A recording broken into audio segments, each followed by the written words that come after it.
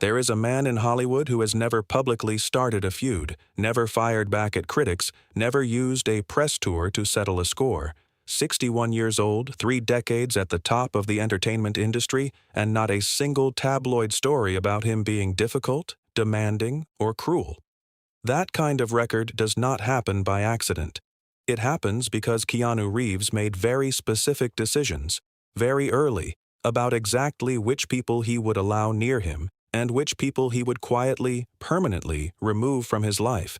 And what nobody talks about is the second half of that equation. Not the warmth, not the generosity, not the stories of him giving up his seat on the subway or sharing his Matrix earnings with the stunt crew. The other half. The list of names that Keanu Reeves has spent years carefully, deliberately avoiding, and the reasons behind each one that reveal more about Hollywood's real culture than any documentary ever has. 6 names, 6 stories. And every single one of them tells you something about what it actually costs to be decent in an industry that treats decency like a weakness. Alec Baldwin is the first name, and understanding why requires going back to the late 1990s, when both men occupied similar levels of industry prestige and their professional circles overlapped regularly. Baldwin's reputation for volatility had already started circulating among producers, but reputation and reality are 2 different things, and Keanu Reeves has always preferred to form his own judgments from direct experience. What he witnessed over those years was a man whose talent was genuine and whose temperament was genuinely dangerous to the people working around him. Baldwin's rage was the kind that didn't discriminate, which meant assistants, cinematographers, and directors all absorbed it equally, and the sets he occupied carried a specific tension that Keanu recognized and rejected on instinct. The actual rupture arrived in 2003 at a private industry roundtable that would have remained unremarkable except for one moment that witnesses described consistently for years afterward. Baldwin, already irritated by criticism from a director, surveyed the assembled actors with open contempt and announced that some of them didn't even deserve to be in the room, and then looked directly at Keanu when he said it. For a man who had never once used his position to demean a colleague, that moment registered as something final, not a wound to his ego, but a violation of something he considered basic and non-negotiable. The idea that every person in a professional room has earned the right to be treated with basic dignity. Reeves gave a rare candid statement years later in a Japanese interview, saying that once someone shows you contempt, you don't forget it, and the people who had been in that room in 2003 understood exactly who he was talking about. As Baldwin's subsequent years produced a procession of escalating incidents, physical confrontations, legal complications, onset eruptions, and ultimately the tragedy on the set of Rust in 2021, Keanu's distance from him had already hardened into something permanent long before any of it became public. Back in 2011, Reeves had told a producer directly that chaos isn't talent, it destroys talent, and the years that followed only confirmed that assessment. Every attempt to place them together in ensemble productions failed because Keanu declined without explanation, and today the 2 men share industry spaces without exchanging a word, without standing in the same photo frame, without any acknowledgement of the other's presence. Shia LaBeouf's place on this list arrived faster and with less ambiguity than any of the others, because the behavior that created it was so public and so consistent that there was never really any room for doubt. Their first significant encounter came in 2006 during studio workshops where LaBeouf, already building a reputation for unpredictability, interrupted a professional discussion to mock veteran actors for being too rigid and too attached to traditional craft. Keanu sat 2 chairs away and said nothing publicly, but a producer in the room remembered him saying quietly afterward that LaBeouf confused disruption with depth, and that 4-word assessment contained everything he would ever feel about the man. The relationship moved from quiet disapproval to genuine disgust at a charity event in 2008, when LaBeouf arrived visibly intoxicated, began ranting about Hollywood hypocrisy, and then, seemingly for the entertainment value of it, announced loudly to the room that Keanu was the most boring Zen robot he had ever encountered.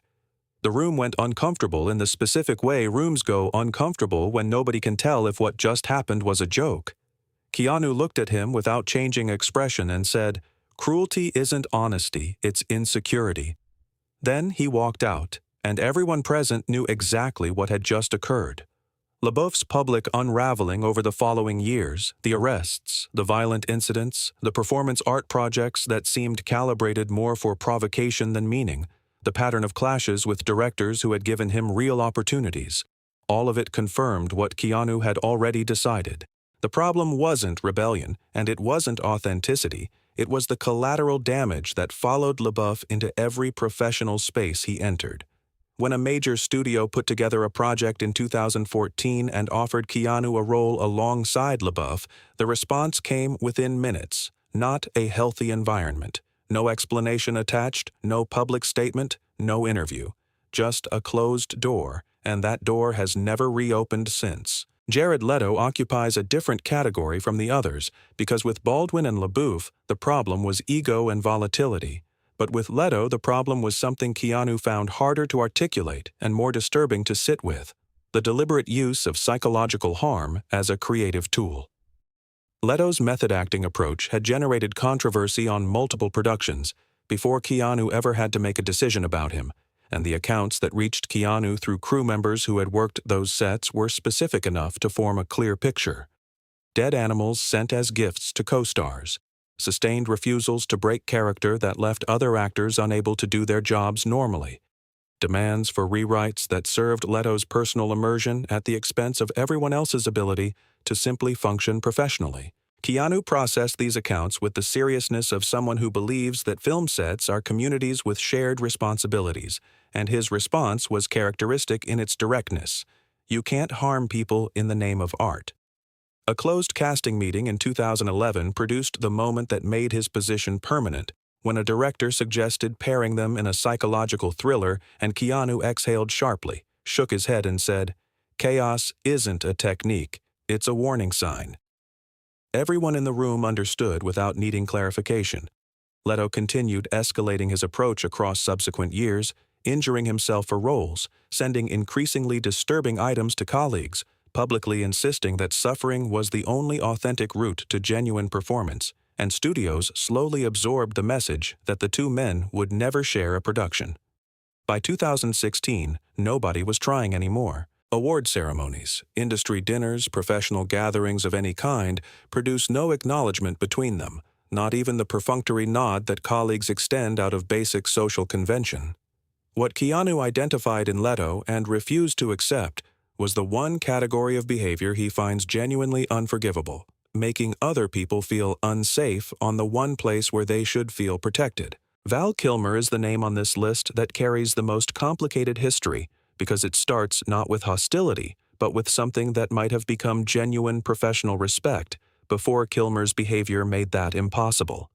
Everyone who entered Kilmer's orbit during the early 1990s arrived carrying the same warning: the man is brilliant and he will burn the room down to get what he wants.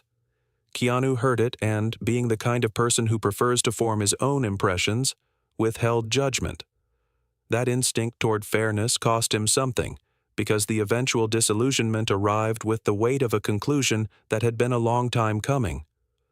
During the years when both men were regularly considered for similar roles in action and drama productions, Kilmer encountered Keanu's audition work and dismissed it publicly with a line that revealed more about the speaker than the subject.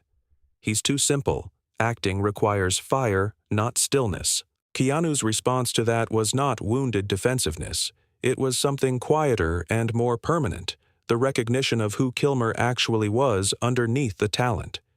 The definitive fracture materialized at a studio dinner in 1995, when Kilmer publicly dismantled a young cinematographer for a technical decision he considered beneath his status, humiliating the man in front of his colleagues with the ease of someone who had never once considered the weight of what he was doing. Keanu stepped in to defuse the situation without confrontation, and Kilmer turned on him.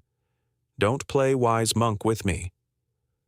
What Keanu said afterward, quietly, to someone standing nearby, was the assessment that closed the case: you don't belittle people you depend on. A studio proposal in 2004 to pair them in a production received a firm, unexplained refusal. The two men have shared industry spaces across the years since without exchanging a single word, not with visible hostility, but with the particular coldness of a judgment that passed from emotion into simple permanent architecture long ago. Shaun Young is where this list takes its most unusual turn, because the distance Keanu maintains from her has never been primarily about anger or contempt. It has been about something more draining than either of those things, the exhaustion that comes from being near someone whose chaos functions as a gravitational pull on everyone around them. Their first encounter came at an industry rehearsal in 1989, and Young arrived late, dropped her script onto the table with theatrical aggression that announced its arrival before she had spoken a word, and had the entire room destabilized within 3 minutes, accusing the director of favoritism and challenging the dynamics of the space with the confidence of someone who had never been held accountable for the damage she left behind. Keanu watched and filed it away. The second confrontation came in 1994, during a casting session where both were being considered for the same studio project, and Young mocked another actress's work openly before turning to Keanu with a line delivered as though it were a compliment. "This business loves quiet boys like you. They're easy to control." Keanu closed his notebook and left the room without responding, and later that day said to someone he trusted, "Cruelty disguised as confidence is still cruelty." One of the very few times in his recorded professional life that he offered explicit criticism of a specific colleague by name.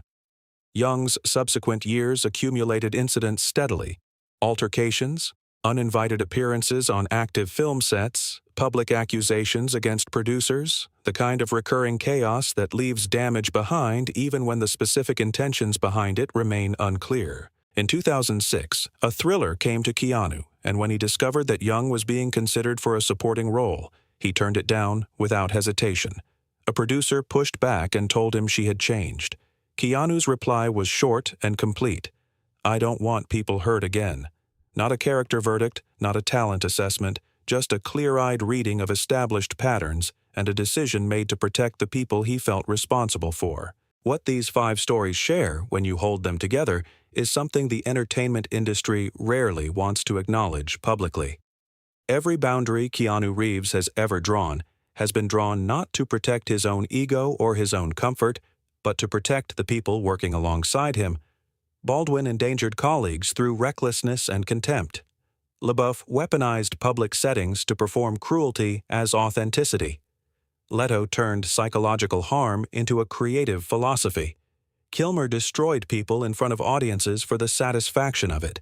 Young converted every professional space she entered into a site of collateral damage.